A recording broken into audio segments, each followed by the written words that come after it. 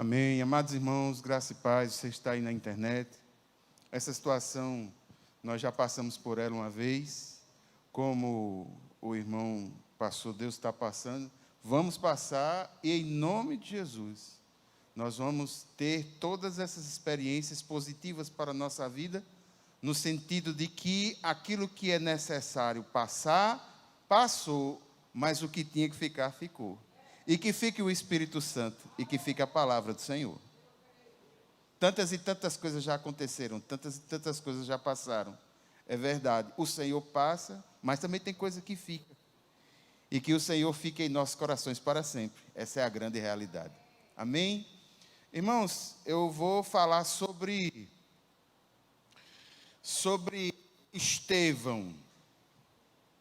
Estamos dando sequência aos estudos no livro de Atos. Nós vamos falar hoje sobre Estevão. Gostaria que você abrisse a sua Bíblia no livro de Atos, no capítulo 6, dos versículos 8 a 15, as lições de Estevão. O texto diz assim: Estevão, homem cheio da graça e do poder de Deus, realizava grandes maravilhas e sinais entre o povo. Contudo, levantou-se oposição dos membros da chamada Sinagoga dos Libertos, dos judeus de Cirene e de Alexandria, bem como das províncias da Cilícia e da Ásia. Esses homens começaram a discutir com Estevão, mas não podiam resistir à sabedoria e ao espírito com que ele falava.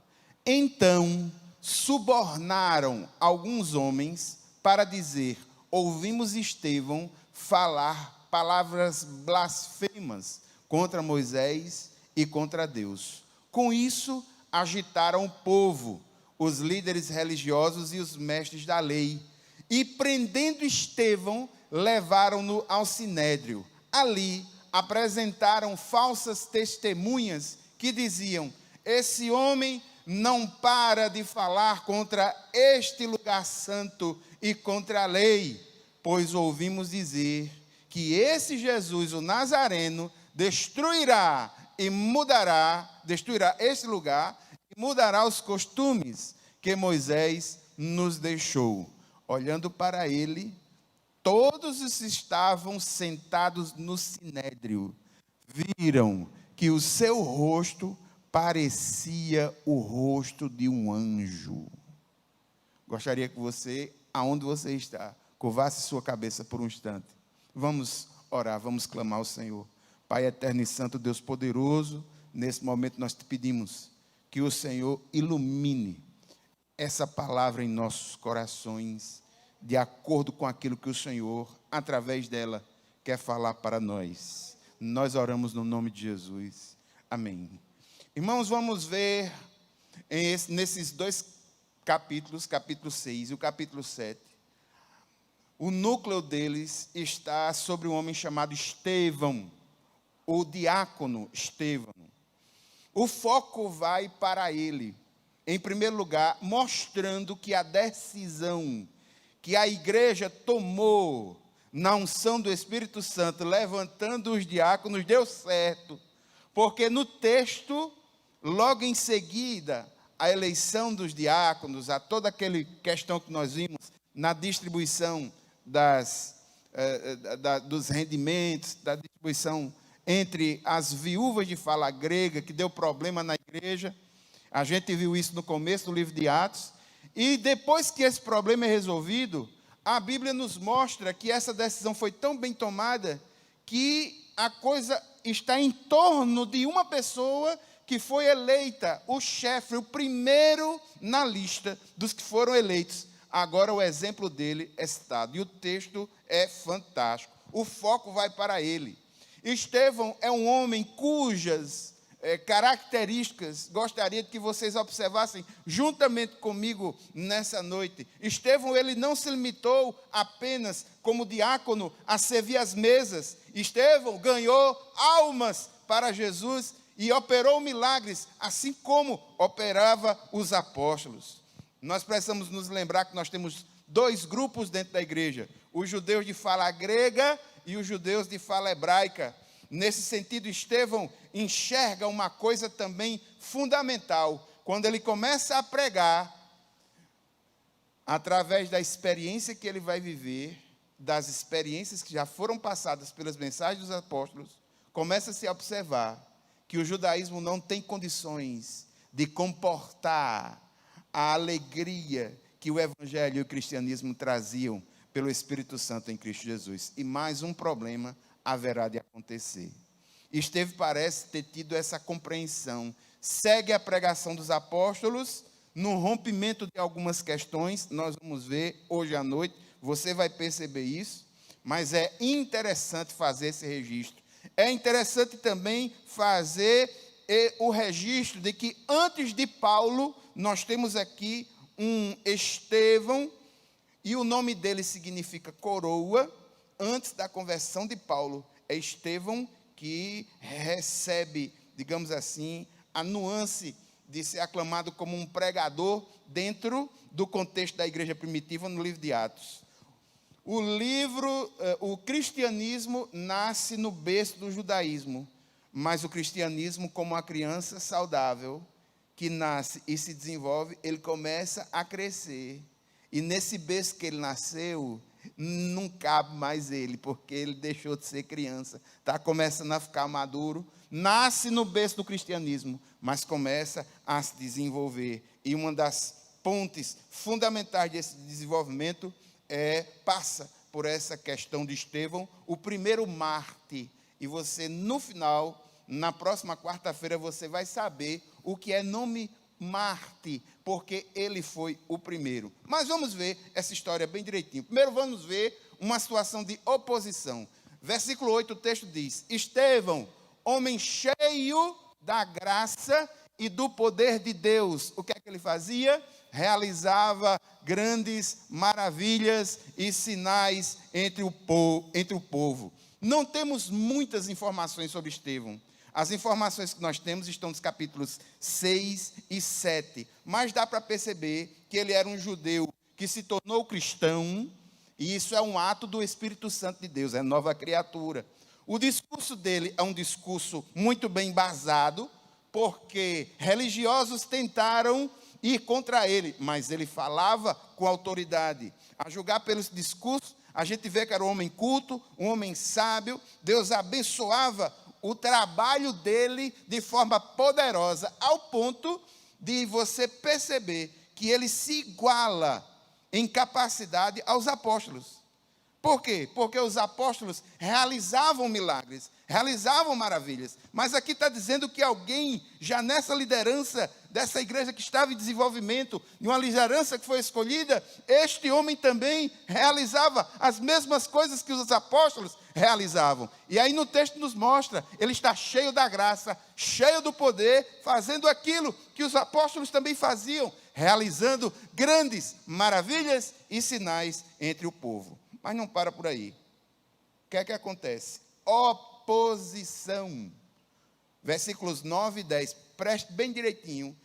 Tem muitos detalhes aí interessantíssimos. Contudo, quando vem um conectivo, é porque ele está completando uma história. E esse contudo é um conectivo. Ele está ligado ao versículo 1. E esse contudo, ele vem quase como se fosse uma espécie de contraste.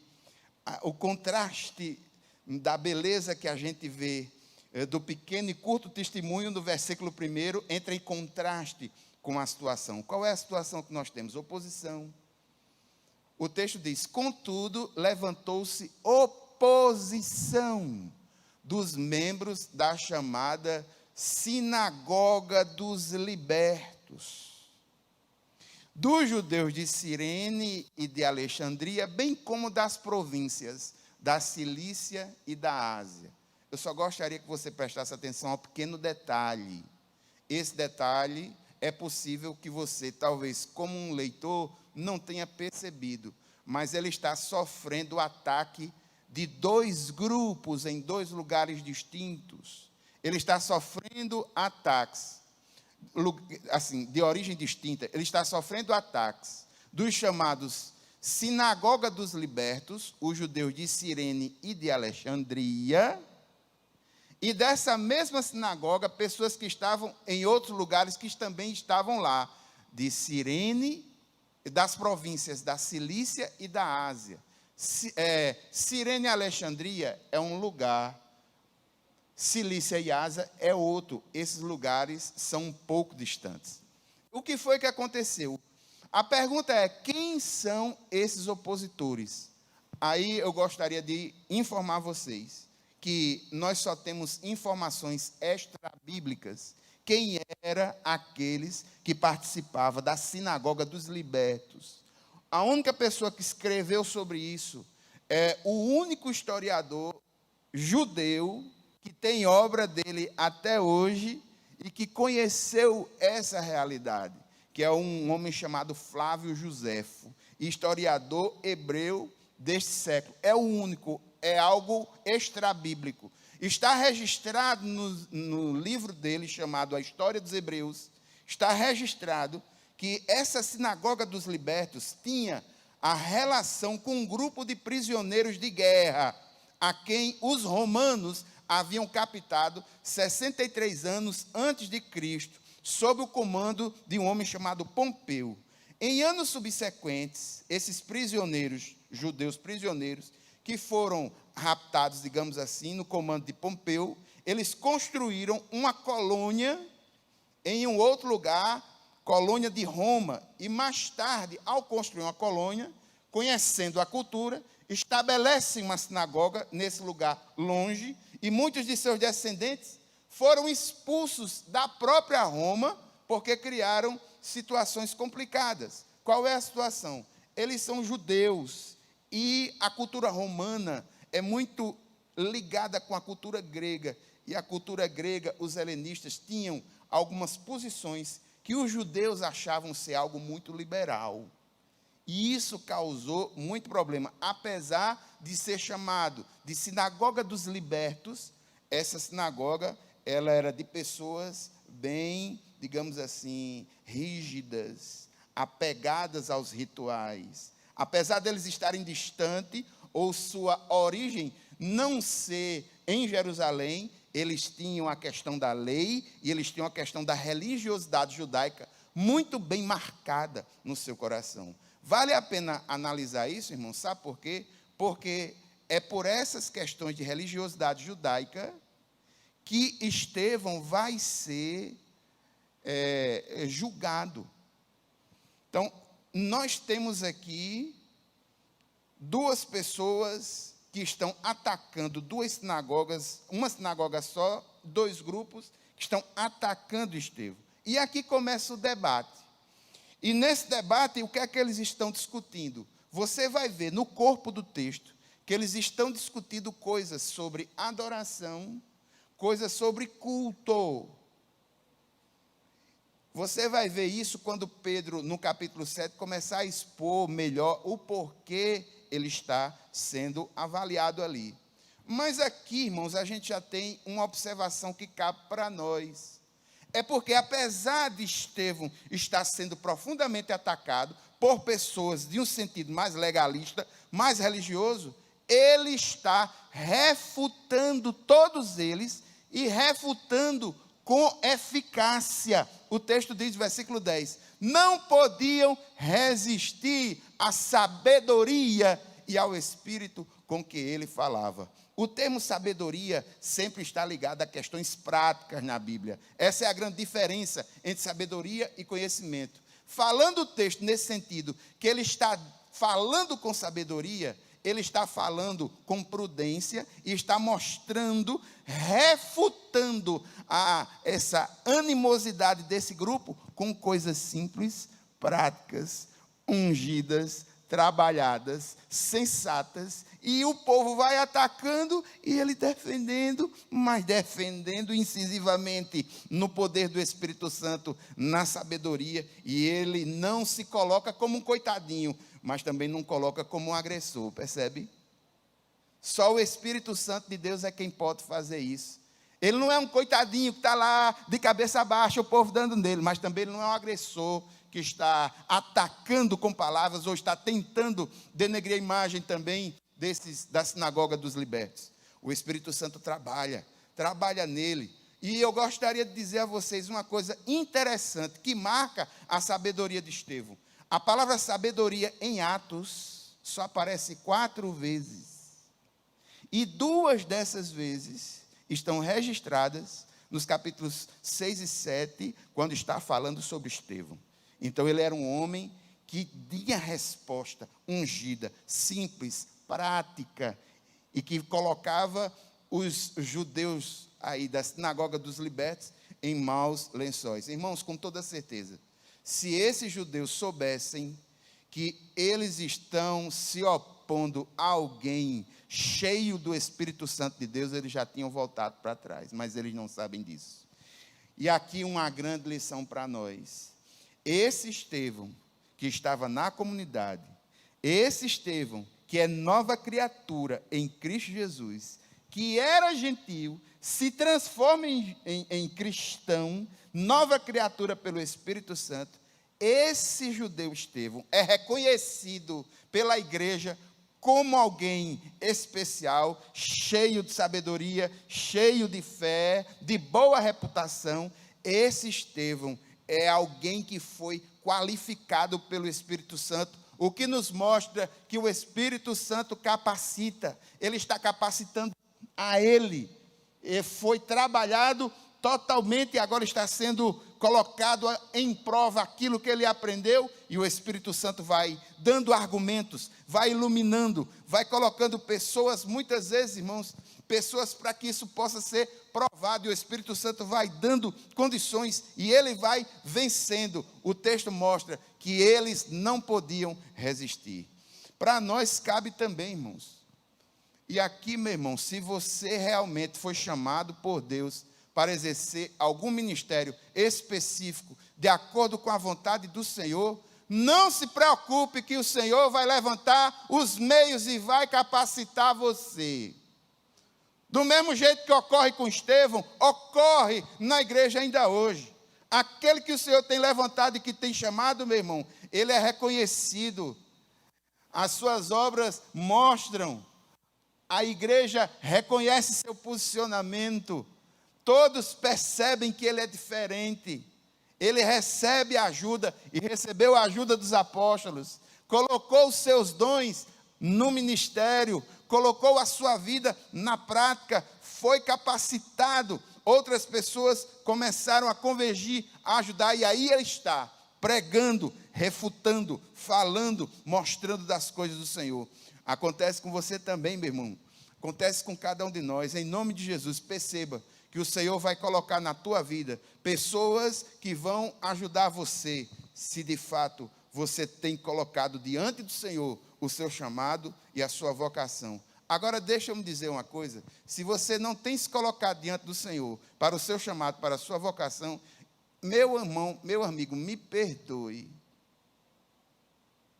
Você pode até exercer o ministério, mas não vai exercer o ministério com a capacidade e o poder que o Espírito Santo dá. E essa é a grande função, o grande propósito de mostrar esse relato. Este homem é um homem que tem muitas virtudes, mas, infelizmente, agora ele vai ser preso. E a gente já viu isso em outros momentos. Nós já vimos com Pedro e João, nós já vimos com os discípulos, e agora ele, Estevão, está sendo levado preso por causa daquilo que ele prega. No versículo 11, então subornaram alguns homens para dizerem: ouvimos Estevão falar palavras blasfemas contra 2 coisas. O que foi? Contra Moisés e contra Deus. Eu gostaria de dizer que esse grupo da Sinagoga dos Libertos, apesar de estarem em um outro lugar, virem para esse lugar, eles tinham um posicionamento legalista, ritualista. E quando ele diz, ouvimos Estevão falar palavras blasfemas contra Moisés, não é contra a pessoa de Moisés. O nome de Moisés aí está sendo utilizado no sentido denotativo, conota a lei. E quando ele diz que está falando contra Deus, em linhas gerais, está falando contra Moisés, está falando contra Deus, eles estão fazendo uma associação da lei de Deus. Se está falando mal da lei, está falando mal de Deus. Mas está falando mal do quê? E essa coisa para o judeu é algo muito sério, irmão. Sabe por quê? Porque qualquer blasfêmia contra Deus, dentro da religiosidade judaica, era algo punido com apedrejamento. Veja o que está escrito em Levítico capítulo 24, versículo 16. Quem blasfemar o nome do Senhor terá que ser executado. A comunidade toda o apedrejará, seja estrangeiro, seja natural da terra. Se blasfemar o nome, no caso está o nome escrito, é o nome do Senhor, terá que ser morto. Essa acusação é uma acusação muito forte, uma acusação contra Deus. Isso é algo que vai levar ele à morte. Só que os hebreus não podem condenar ninguém à morte sem passar por um tribunal romano. Só que aqui Estevão está sendo acusado disso. As duas acusações, contra a lei e contra blasfêmia contra Deus, era algo muito forte. E veja o texto de Levítico. Seja estrangeiro, seja natural da terra, seja quem for, se blasfemar o nome, tem que ser morto. Agora, voltando para o texto que a gente está trabalhando. Esses homens foram subornados. E no sinédrio, na reunião, eles começam a dizer: olha, ouvimos Estevão falar palavras blasfêmias contra Moisés, que é a lei, e falando mal da lei, está falando mal de Deus. Estão falando palavras blasfemas contra Deus. Veja a postura que Estevão traz. Postura fantástica. Estevão é um verdadeiro discípulo de Jesus. Como Jesus enfrentou falsas acusações, pessoas subornadas acusaram Jesus, do mesmo jeito que aconteceu com Jesus, aconteceu com Pedro. Pessoas subornadas estão acusando Estevão, estão acusando Estevão. Com Pedro aconteceu do mesmo jeito, Pedro e João, com os discípulos também do mesmo jeito, palavras forjadas. E eu quero dizer uma coisa para os irmãos: ele não está sendo punido pelos milagres, percebe? Porque Estevão não faz sinais e milagres. Ele não está sendo punido por isso, ele está sendo punido pela sua mensagem, por aquilo que ele fala, que leva as pessoas a pensarem, e falando no Evangelho, leva a liberdade, libertação no seu plano total, não apenas pessoal, mas estrutural e sistêmico. E eu vou explicar aos irmãos bem direitinho. Irmãos, apesar desse texto ser pequeno, ele tem muitos detalhes. Gostaria que você visse agora os detalhes do versículo 12. O texto diz assim: com isso, esses que estão atacando, agitaram o povo, os líderes religiosos, os mestres da lei, e prendendo Estevão, levaram ele ao sinédrio.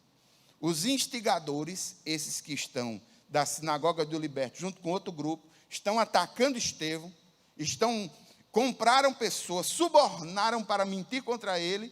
Ele agora é levado ao sinédrio. Veja como Estevão, cheio do Espírito Santo, cheio do poder, homem cheio de fé, de boa reputação, Deus não podia ter liberado ele, disse: não, ele está fazendo alguma coisa ruim por acaso?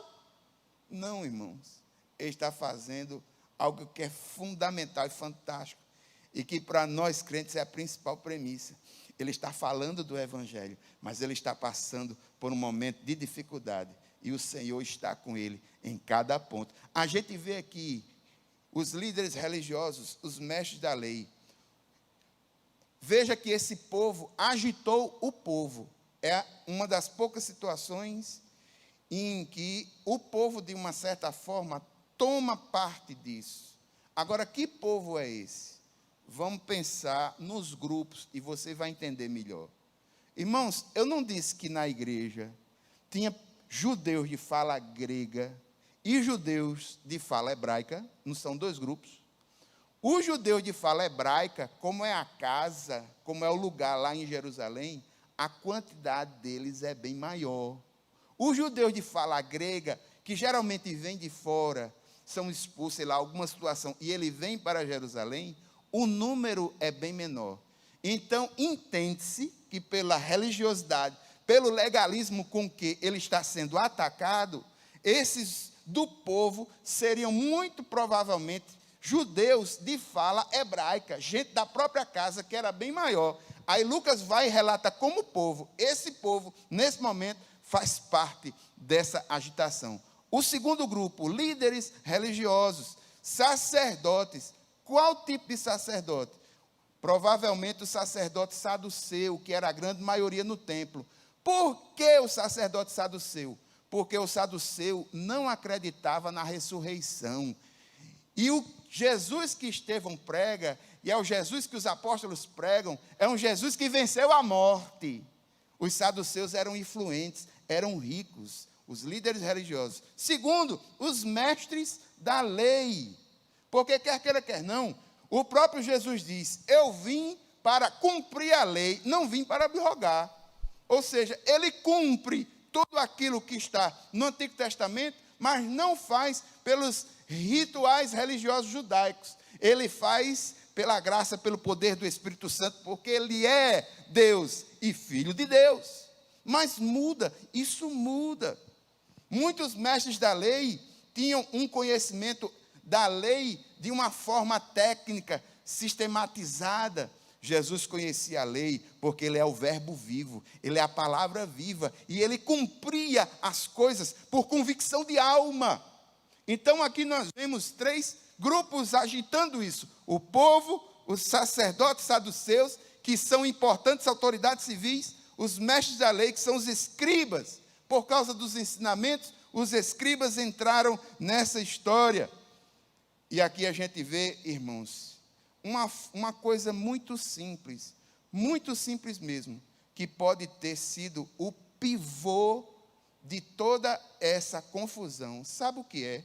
Eu vou ter que adiantar um pedacinho do capítulo 7, mas é muito possível que o que tenha gerado tudo isso, é razoável entender, que foi o discurso daquilo que Estevão pregava, sobretudo no aspecto que está no capítulo 7, nos versículos 48 e 49. Pelo fato de estar Estevão dentro do templo, falando e pregando o evangelho a judeus, seja ele judeus de língua grega, seja ele judeus de língua hebraica, muito provavelmente mais judeus de língua grega, porque ele era grego. O que é que ele falava? Ele dizia o seguinte: todavia o Altíssimo, que é Deus, não habita em casas, não habita em casas feitas por homens. Ele está dentro do templo, dizendo, olha, o Altíssimo, ele não habita nisso aqui não. Ele não habita. E ele mostra textos da própria Escritura no Antigo Testamento que mostra essa grande, maravilhosa verdade. O Senhor não precisa de templos para ser adorado. E a gente está aprendendo essa verdade a duras custas, através desses ataques que estamos recebendo. Nós precisamos aprender isso. Foi muito importante a palavra que foi dada aqui. O irmão Iranilson dizendo que lá onde as pessoas estão, a atitude não deve ser uma atitude passiva de alguém que está assistindo um culto, deixado num sofá ou deitado numa cama. Em nome de Jesus, entenda, você está cultuando ao Senhor. Um Deus que vai ser adorado com templo sem templo, em lugar sem lugar. Ele é Deus, Ele é soberano. Era isso que Estevão estava dizendo. Agora, irmãos, Estevão está falando algo pesado. Por quê? Porque o sacerdote depende do templo, o escriba depende do templo, o povo que vem de fora tem que dar dinheiro, isso tem uma estrutura. Jerusalém era reconhecida por causa do templo. Ele está atacando uma coisa que é do coração do povo, mas não é um ataque porque ele queira destruir, é porque o evangelho é algo muito mais amplo. O evangelho é poder de Deus e não está limitado ou circunscrito àquilo que nós humanos fazemos ou deixamos de fazer. Estevão disse isso: o Altíssimo não habita em casas feitas por homens. E ele cita um profeta, ele cita a lei. Ele diz: olha, o céu é o meu trono e a terra o estrado dos meus pés. Que espécie de casa vocês me edificarão, diz o Senhor, onde seria meu lugar de descanso? Eu quero dizer aos irmãos que esse Estevão, ele conviveu com os apóstolos. Quero dizer aos irmãos que esses apóstolos viram e souberam de algo que foi registrado nos evangelhos, de Jesus conversando com a mulher samaritana. Quando Jesus está conversando com a mulher samaritana, ela faz uma pergunta teológica para Jesus: Senhor, é aqui em Jerusalém onde se deve adorar? Ou é lá no Monte Gerizim, na parte norte? Ou é lá onde os samaritanos adoram? A resposta que Jesus dá é uma resposta que apoia isso que Estevão está pregando. Jesus diz: olha, vocês não conhecem a salvação dos judeus, mas eu vou dizer uma coisa: Deus é espírito, e importa que aqueles que o adorem em espírito e em verdade. Era isso que ele falou para a mulher samaritana. Foi isso que os apóstolos sabiam. Era isso que ele sabia através dos apóstolos. E ele começa a dizer essa grande e maravilhosa verdade: o nosso Deus é grande demais. Ele não cabe nas religiosidades, ele não cabe nos templos, ele não cabe nas estruturas. Ele é soberano e é ele quem conduz a história, é ele quem conduz a tua vida. Irmãos, o livro de Atos, a gente vê muitos ataques. Capítulo 1, Pedro e João foi atacado. Capítulo 4, Pedro e João foi atacado. Capítulo 5, os 12 apóstolos foram atacados. Agora no capítulo 6, Estevão é atacado. Meu irmão, eu louvo a Deus, sabe por quê? Porque todas as vezes que eu pego um texto da palavra de Deus, levo para o púlpito, sem alteração. Esse texto lê a situação que nós estamos vivendo. Irmãos, eu sou até ousado em dizer que não foi à toa o fato de, na quarta-feira passada, eu ter adoecido. Foi do cronograma de Deus, que eu não deveria ter falado nisso na quarta passada. É para você ouvir isso hoje. Como pastor, eu concordo com todas as coisas que o nosso pastor presidente fez. Tomou das decisões sensatas, verdadeiras, positivas. E a grande maioria dos líderes evangélicos sensatos, homens que têm unção e história, estão tomando o tipo de decisão que nós estamos tomando agora. Agora, deixe-me dizer também que nós não somos passivos.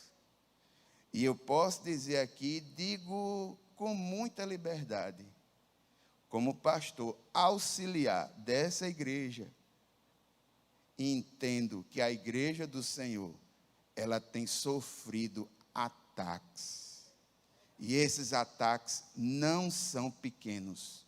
O que fizeram contra nós é algo, inclusive, inconstitucional. Mas que postura você vai tomar, pastor?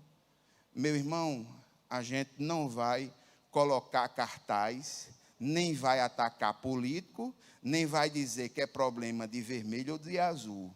A posição que eu tomo aqui é a mesma posição que o doutor John Stott toma em um dos seus livros, e eu gostaria de compartilhar com palavras pequenas. Irmãos, a gente nem ataca, nem defende, a gente ora. Essa causa é do Senhor e é Ele quem vai resolver. Aconteceu com os apóstolos, aconteceu com a igreja, uma igreja que mesmo atacada crescia. E eu vou além daquilo que eu estou falando. Meu irmão, você já parou para pensar se esses ataques que a igreja está recebendo não seria uma ferramenta do Senhor para que nós pudéssemos mostrar uma vida devocional mais sadia, com uma fé mais consolidada? dando prioridade àquilo que realmente é prioridade e colocando em ponto secundário aquilo que não vale de nada. É possível que o Senhor esteja utilizando dessas situações para melhorar a cada um o fator educacional daquilo que é chamado de sofrimento. Meu irmão, em nome de Jesus, entenda isso. O sofrimento para nós é algo que é passado com a presença do Senhor. O sofrimento nos ensina. Nós estamos com o Espírito Santo do Senhor em nossas vidas. O nosso inimigo não é o sofrimento, o nosso inimigo é Satanás. Ele quer matar e destruir a cada um de nós. Mas o sofrimento, na unção do Espírito Santo de Deus, nos torna mais firmes. Nos torna mais firmes. Agora veja que coisa tremenda.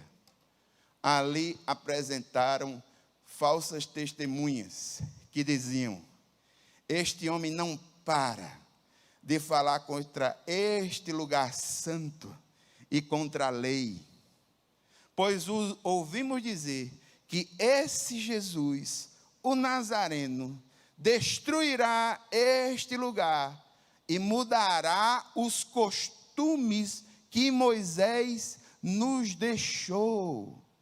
Olha quais são. Eu gostaria que você prestasse atenção nesse texto, irmãos, algumas coisas fundamentais. Em primeiro lugar, essas testemunhas, elas são falsas ou são verdadeiras? São testemunhas falsas, subornadas. Segundo, o relato é muito condensado. É pequeno. Lucas não está se importando em mostrar alguns pormenores desse julgamento no Sinédrio. Ele só está relatando aquilo que é essencial. Terceiro, a acusação é feita de forma pejorativa. Por quê? Porque Estevão, ele era poderoso não só em palavras, ele era poderoso em palavras e obras. E aquilo que ele fazia era na unção do Espírito Santo de Deus. O texto que nós lemos diz que aquilo que fazia parte da atividade ministerial de Estevão, na unção do Senhor, era nada mais, nada menos que sinais, milagres, maravilhas. Ele não está sendo acusado por aquilo que ele fez, mas por aquilo que ele pregou. Como é que uma pessoa que realiza sinais e maravilhas fica o tempo todo sem falar, falando apenas de um assunto só? Eles estão distorcendo a situação. Esse homem não para de falar, Mentira! Ele tinha obras, ele era diácono, ele era servidor. Como é que ele vai? Não, isso aí é pejorativo. E uma prova de que eles estão falando de forma pejorativa, veja como eles atacam Jesus. Eles dizem assim: esse Jesus, o Nazareno. Sabe por que eles estão botando Nazareno? Porque dentro da própria cultura havia o entendimento de menorização do povo nazareno. Você se lembra, não, de um dos discípulos de Jesus dizendo: pode vir de Nazaré alguma coisa boa? Então eles estão falando de forma pejorativa, de forma negativa, de forma agressiva. Não, irmãos, ele não fazia só falar não, ele tinha atitude, ele tinha ação. E aqui as duas coisas: este lugar, o templo, e os costumes que Moisés deixou, a lei, os ritos, a religiosidade. Percebe? O ataque é o mesmo, mas às vezes com falsas. Esse ataque vai continuar. Esse ataque, por exemplo, veja o que Paulo, já no capítulo 21 do livro de Atos, depois que Paulo foi preso, falando, pregando, olha só pelo que Paulo foi preso. Veja o ataque. Gritando, isso aí é um grupo contra Paulo, né? Gritando: israelitas, ajudem-nos. Este é o homem, Paulo, que ensina a todos em toda parte contra o nosso povo, contra a nossa lei e contra este lugar. Que lugar? Paulo aí está numa sinagoga. Além disso, ele fez entrar gregos no templo e profanou este santo lugar. Veja a preocupação. A preocupação é com a estrutura, com a religiosidade, com a coisa, sabe? E veja, irmãos, que ataque terrível Paulo sofre tempos depois aquilo que aconteceu com Estevão. Paulo está sofrendo um ataque e as acusações contra Paulo eles em toda parte são judeus, são israelitas que estão acusando Paulo, dizendo: em toda parte ensina contra o nosso povo. Irmão, judeus, Paulo era o quê? Judeu. Segundo, contra nossa lei. Meu irmão, Paulo era o quê? Fariseu. E um fariseu bem instruído. Ou seja, as acusações contra Paulo são as mesmas, questão de religiosidade, de templo, de lugar, de lei, de ritos. As acusações são as mesmas. Isso não vai mudar. Não vai mudar, irmãos, porque para quem quer acusar, ele se pega de qualquer palavra. Eu vou contar uma historinha pequenininha, mas reflete muito disso aqui, e reflete muito do que Jesus passou. Um vagalume voando no pântano, um jacaré ficou com raiva do vagalume e começou a tentar atacar o vagalume para comer. E o vagalume passava, o jacaré abocanhava, o vagalume se livrava. Aí o vagalume perguntou ao jacaré: rapaz, você quer me comer por quê? Porque eu sou pequeno, não faço parte da sua cadeia alimentar. Aí a resposta do jacaré para o vagalume foi: rapaz, sabe o que é? É porque o seu brilho me incomoda. Então, quem quer atacar, meu irmão, as motivações estão no coração. Ele vai se utilizar da estrutura o máximo possível, tentando reverter essa situação a benefício próprio. É isso que essas pessoas estão fazendo. Fizeram com Jesus, fizeram com os apóstolos, estão fazendo com Estevão, vai fazer com Paulo, vai fazer com a igreja sempre. Esses ataques sempre haverão de acontecer. Enquanto estivermos pregando que há um Cristo que venceu a morte, a igreja sempre vai ser atacada. Quando a igreja deixa de ser atacada, ela deixa de crescer. Sabe por quê? Porque ela vai para o banco e fica acomodada. Veja o que aconteceu com os ataques que nós sofremos no ano passado. Essa igreja mudou sua estrutura. Aquilo que a gente não fazia, começou a fazer. Mudou isso aqui, mudou cenário, botou luz, botou coisa. Nós nos modificamos para atender uma demanda. O evangelho que antigamente a gente não pregava nas redes sociais, está atingindo a tua casa aí, em nome de Jesus. Toma uma atitude e compartilha aquilo que está sendo pregado na tua igreja, que é uma igreja que fala a verdade pela palavra. Compartilha. As pessoas compartilham cada porcaria, compartilham cada besteira. Eu vejo os irmãos da igreja nas redes sociais se digladiando, compartilhando besteira. Compartilha as mensagens que estão saindo do púlpito da tua igreja.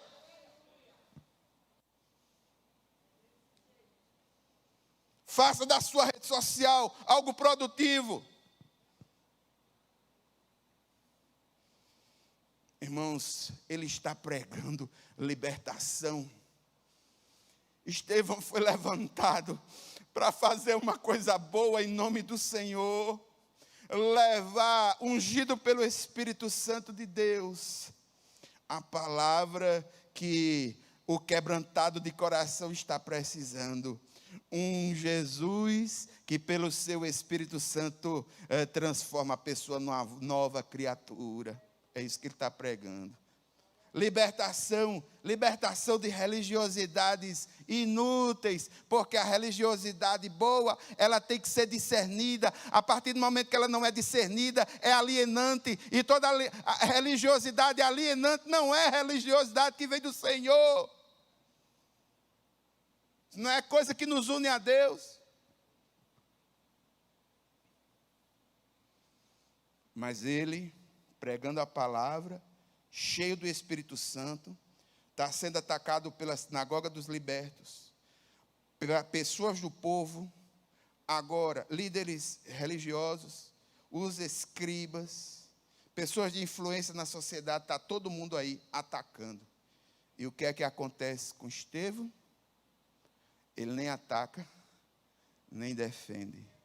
Homem de oração, cheio do Espírito Santo, eles contemplam o sobrenatural de Deus na vida de Estevão. Olha o versículo 15. Olhando para ele, todos os que estavam sentados no sinédrio, o que foi que viram? Viram o seu rosto, parecia com o rosto de um anjo. Essa foi a atitude de Estevão diante do catatal de ataques que levou. Enquanto o povo olhava para ele, muito provavelmente com um olhar de ódio, de hostilidade, com acusações falsas, com falsas interpretações da lei, querendo manter o seu status quo, o saduceu sacerdote que recebe dinheiro, dizendo, se esse cara continuar com essa pregação, dizendo que o tempo não vale nada, o meu trabalho não vale nada, eu vou perder a minha boiazinha, eu vou perder o meu dinheiro, cheio de ódio, cheio de ira, olhando ali, a resposta de Estevão, paradinho, só olhando para eles, e o sobrenatural de Deus, a paz que excede todo entendimento. Ele estava numa posição tão pacífica, tão próxima, tão perto de Deus. Um discípulo tão perto do Senhor, que a glória do Senhor refletiu na vida dele. Isso não aconteceu, irmãos, não foi só aí não. Eu gostaria de lembrar alguns momentos, isso não é novo. Porque ele está sendo acusado de que a lei, ele está atacando a lei e o templo. No livro de Êxodo, no capítulo, qual é? Eu anotei aqui o capítulo, que é muita coisa, irmãos. No livro de Êxodo, quando Moisés recebe as tábuas da lei no Monte Sinai, quando Moisés está descendo, o texto diz que o rosto de Moisés reluzia. Ou seja, a glória de Deus, por aquilo que Moisés recebe, que é a sua lei, esse Deus todo-poderoso, e a intimidade que Moisés teve com ele, fez com que Moisés percebesse o sobrenatural de Deus de uma forma tão grande, que o seu rosto era um rosto que brilhava. O que é que acontece com esse homem que foi atacado, dizendo, e as pessoas que atacaram ele, dizendo, ele está atacando a lei e o templo. A mesma situação que ocorre com Moisés, ocorre com Estevão. A glória do Senhor no rosto dele, parecendo um anjo de paz. Eles estão vendo o sobrenatural de Deus. Meu irmão, com toda a seriedade, não é esse teu post inconsistente que tu está colocando nas redes sociais aí, que vai chegar lá no coração daqueles que fazem as leis para mudar as coisas. Não vai ser o teu post, nem o teu cartaz, nem você batendo o pé na frente de lugar nenhum. Isso é guerra de Deus, quem resolve é Ele. E a igreja do Senhor entregando suas causas ao Senhor. Esse Deus é o Deus que age de forma sobrenatural. Estevão está sendo acusado de atacar a lei. E como Moisés, ele tem o sobrenatural de Deus na sua vida. É como se Deus estivesse dizendo assim, eu estou aprovando o que esse Estevão está fazendo. E essa atitude, irmãos, é no mínimo de muita reflexão para nós. Gostaria de partir para as grandes verdades espirituais. Me perdoe a franqueza, mas, com certeza, todas elas estão na vida de Estevão. Estevão nos inspira. Ele é inspirador, sem sombra de dúvidas. Em primeiro lugar, Estevão era um homem exemplar. Atos, no capítulo 6, no versículo 3, diz que ele foi escolhido como um homem que tinha boa reputação. Ele não foi escolhido como diácono. Então, era um homem de boa reputação. Ele era um homem íntegro de caráter. O caráter dele era o alicerce da sua liderança, o caráter dele era o alicerce do seu trabalho, trabalho que foi reconhecido pela igreja, que o aclamou, sendo escolhido por Deus e sendo escolhido com outros diáconos. Ele era alguém ungido de Deus e que tinha caráter. E esse caráter fez na sua vida exemplar uma grande diferença. Meu irmão, não se faz ministério sem caráter. Ministério sem caráter dura pouco. Ministério tem que ter caráter. Veja as pessoas que influenciam espiritualmente e positivamente o nosso estado. Não são pessoas que têm uma historinha pequenininha de uma igrejinha, de uma denominação, de uma coisa que começou numa garagem ontem, não. Muitas vezes são homens sérios de Deus, que têm anos e anos de ministério, uma vida de caráter. Posso citar muitos aqui, tanto de nossa denominação, quanto de outras denominações co-irmãs. Posso citar com toda a propriedade. O pastor dessa igreja é um homem de caráter, que tem mantido a sua postura. Existem nomes aqui que quando você fala dele, não, esse homem tem alguma coisa. Sabe qual é a base do ministério, meu irmão? É o caráter. Ministério sem caráter não vai adiante. E quando vai, tem uma queda. Se acaba porque não tem solidez. Segunda coisa, a vida dele era plena. Ele estava cheio. Meu irmão, Estevão estava cheio de quê? Capítulo 6, os versículos 3 e os versículos 5 mostram que Estevão estava cheio do Espírito Santo. No capítulo 6, no versículo 5, mostra que Estevão estava cheio de fé. No capítulo 6, versículo 3, mostra que Estevão estava cheio de sabedoria. No capítulo 6, versículo 8, nos mostra que Estevão estava cheio de graça.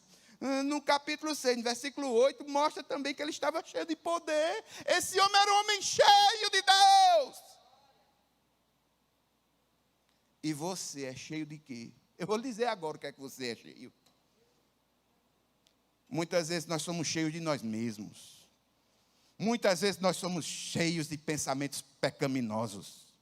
Muitas vezes nós somos cheios de motivações mesquinhas.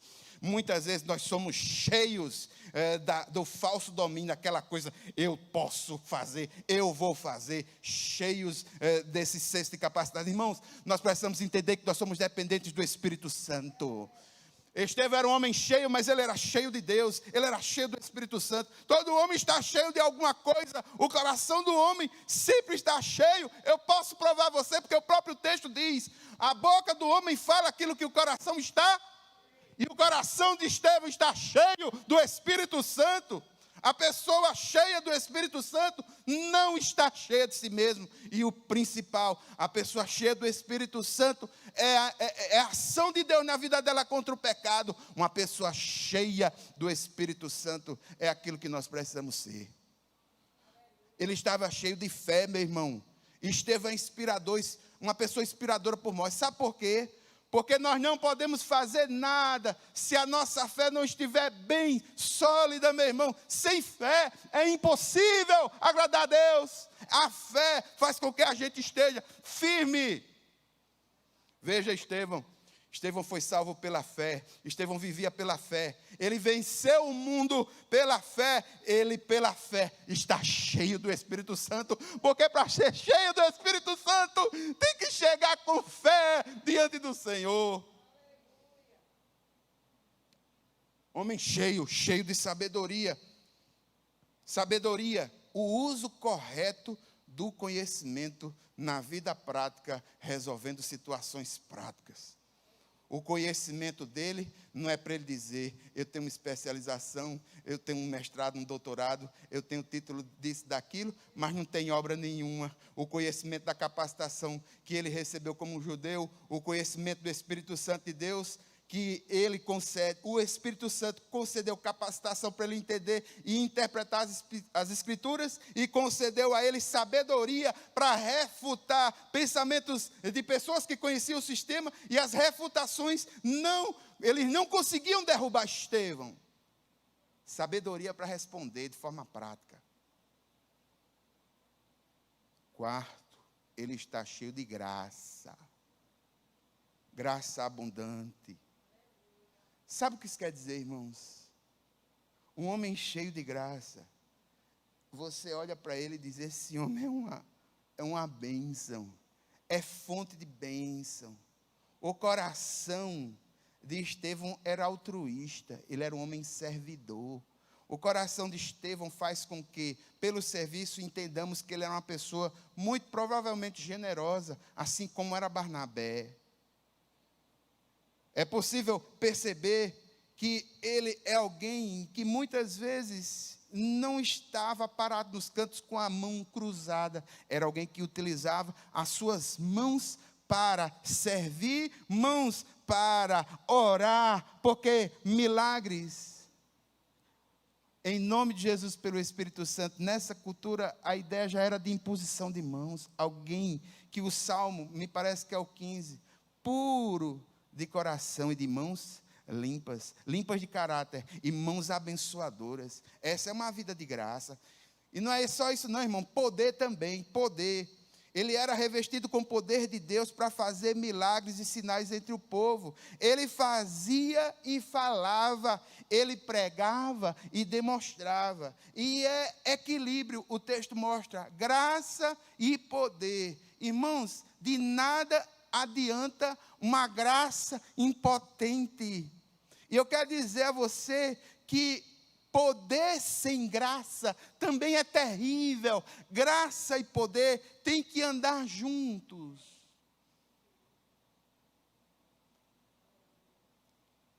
As obras de Estevão são indiscutíveis. Versículos 8 e 9. Ele foi acusado pelas suas palavras. Ele não foi acusado pelas suas obras. Tribunal forjado. Ninguém falou sobre o que ele fazia, mas falou sobre o que ele falava. Então, as obras dele eram indiscutíveis. Ele tinha solidez.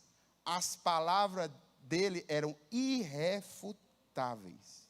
E aqui eu quero falar para vocês uma coisa, que eu ouvi da boca de muitos, mas ouvi no sentido pejorativo. Mas aqui eu vejo de forma real. Estevão está cheio de Deus, está cheio do céu. Sendo ele cheio de Deus, cheio do céu, ele é odiado pelo inferno.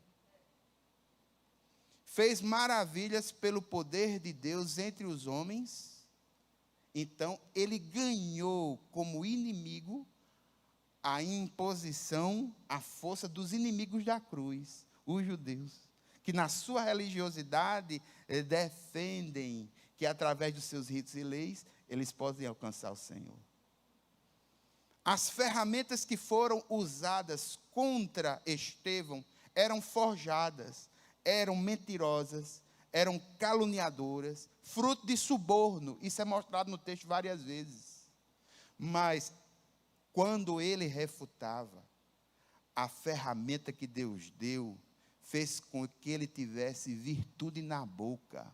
As suas palavras eram irrefutáveis. A boca fala aquilo que o coração está cheio. E ele está cheio de Deus. E por último, paz inexplicável. E aqui eu quero apelar para o imagético de vocês, sobretudo vocês que estão vendo aí na internet. Eu gostaria que você pensasse.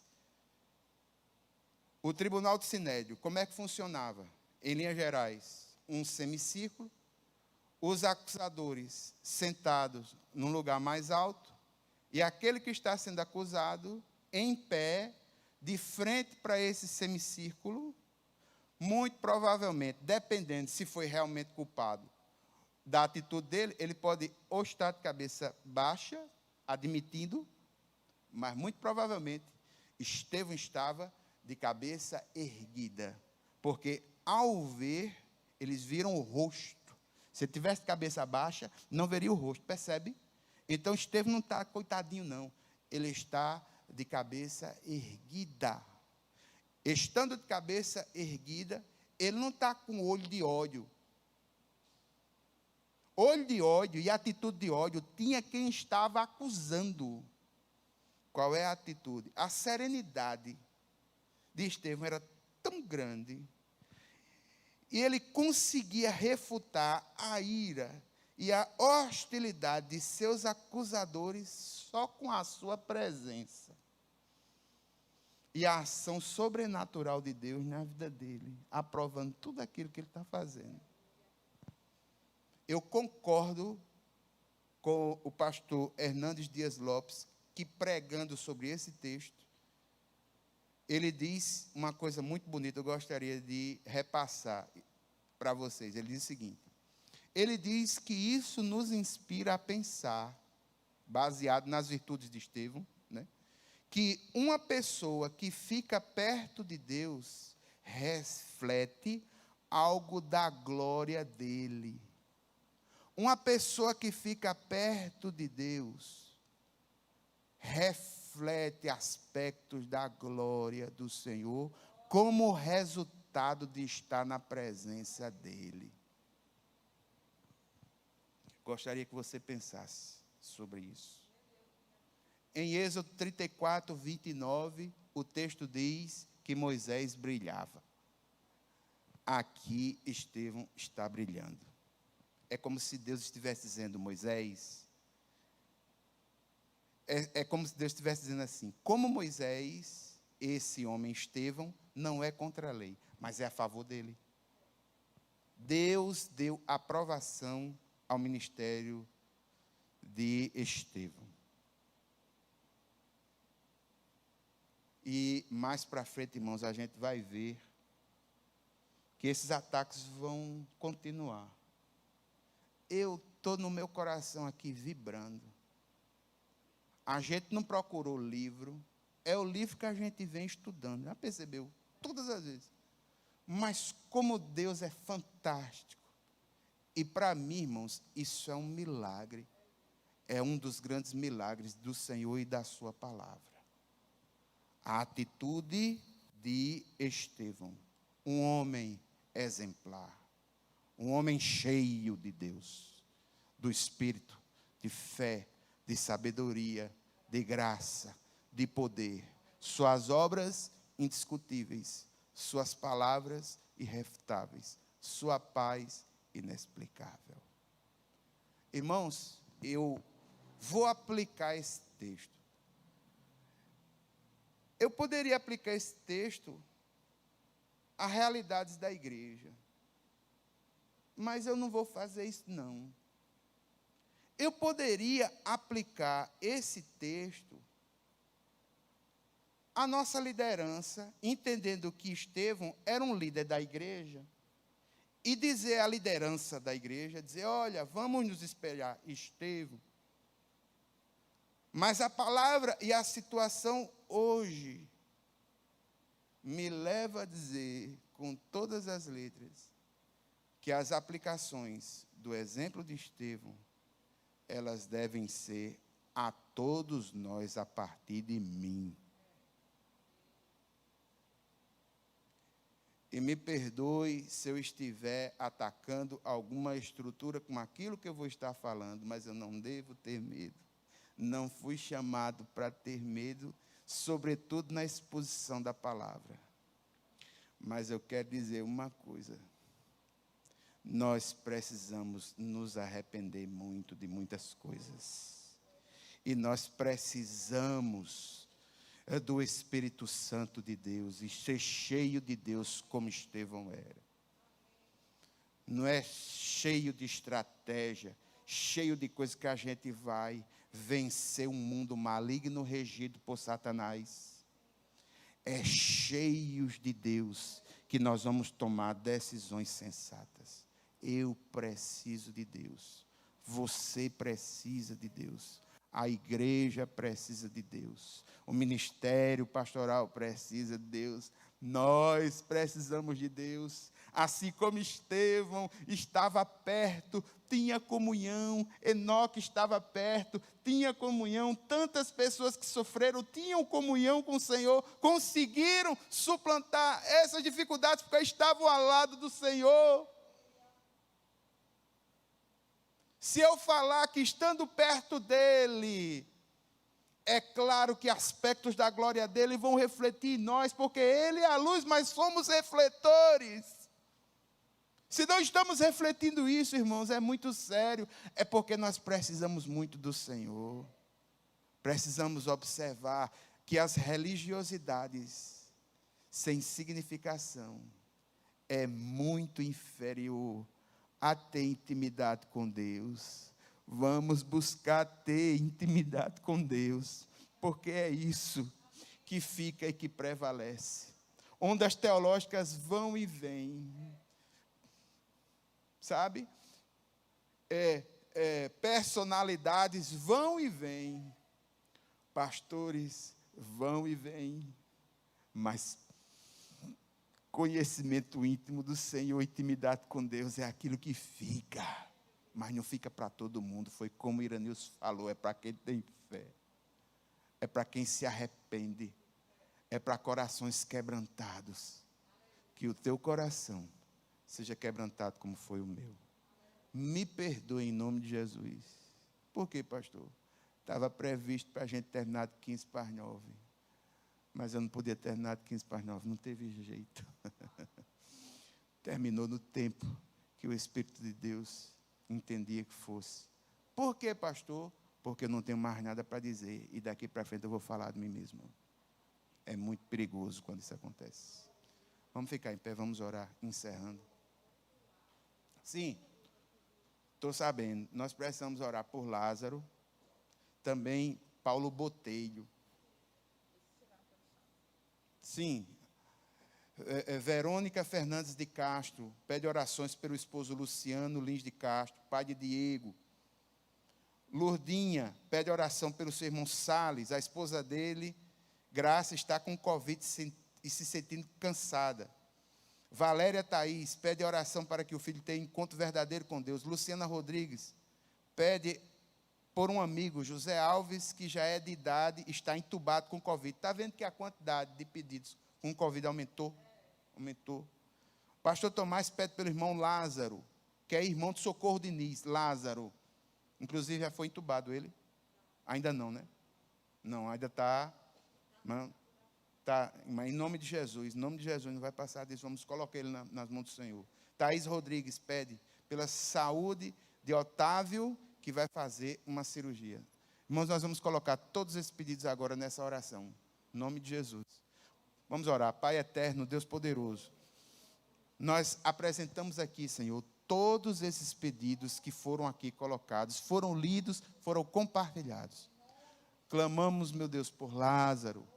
Quero colocar também aqui de minha lembrança, nosso irmão Paulo Botelho. As pessoas que ali foram faladas com Covid, muitas famílias sendo atacadas com isso, nesse segundo momento.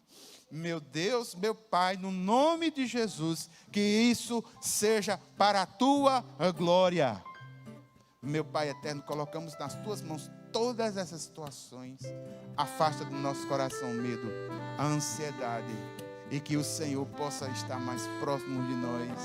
Senhor, que nós possamos ser mais quebrantados diante de Ti, meu Pai, e Te buscar cada vez mais. Pai eterno, nós oramos no nome de Jesus. Amém.